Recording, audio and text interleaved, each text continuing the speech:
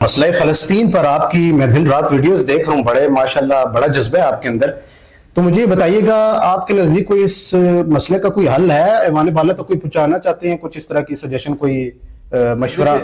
کل میری ملاقات ہوئی تھی حماس کے رہنما تھے ڈاکٹر عمر، ہمارے آفس تشریف لائے تھے، ٹھیک ہے. اور غزہ سے ہی تشریف لائے. یمن کے حریت پسند رہنما جو فلسطین کاز کے لیے کام کر رہے ہیں وہ بھی تشریف لائے تھے ان کے ساتھ.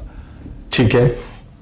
ان کی ایک ہی ڈیمانڈ ہے کہ ایک تو ہم لوگوں کو سٹرونگ کیا جائے کہ آپ لوگوں کا جو کیس ہے وہ ہم لوگ لڑ رہے ہیں، حماس کے لوگ، حزب اللہ کے لوگ اور انصار کے لوگ.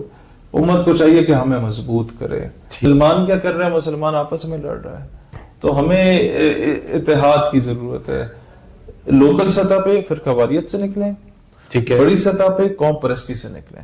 ٹھیک ہے. ایک پیش کو مسلمان اکٹھا ہو اور ایک مشترکہ فوج غزہ کے لیے بنے، بیت المقدس کے لیے بنے. پھر انشاءاللہ انقلاب.